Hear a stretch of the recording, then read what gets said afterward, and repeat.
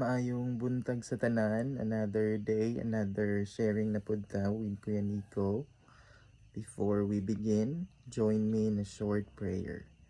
In the name of the Father, and of the Son, and of the Holy Spirit. Amen. Hail Mary, full of grace, the Lord is with you. Blessed are you among women, and blessed is the fruit of thy womb, Jesus. Holy Mary, Mother of God, pray for us sinners, now and at the hour of our death. Amen. In the name of the Father, and of the Son, and of the Holy Spirit. Amen. Buntag sa tanan, my brothers and sisters in our Lord Jesus Christ. Short sharing ni Kuya Nico today, everyone, will be about the sacrament of confession. As we all know that sacraments are privilege encounter with our Lord Jesus Christ. So it's a visible sign of an invisible reality of grace instituted by our Lord Jesus Christ here on earth. So therefore, confession is very important nga naman because we are dealing with sin itself, the reality of sala, mga igsoon, no?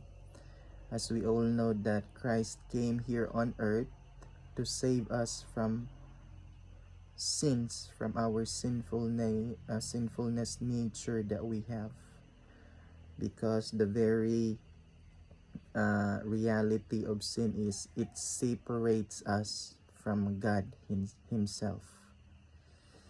Therefore, the very punishment of sin is death, and that is very much against God, because our Lord is the Lord and God of life and of love, of course.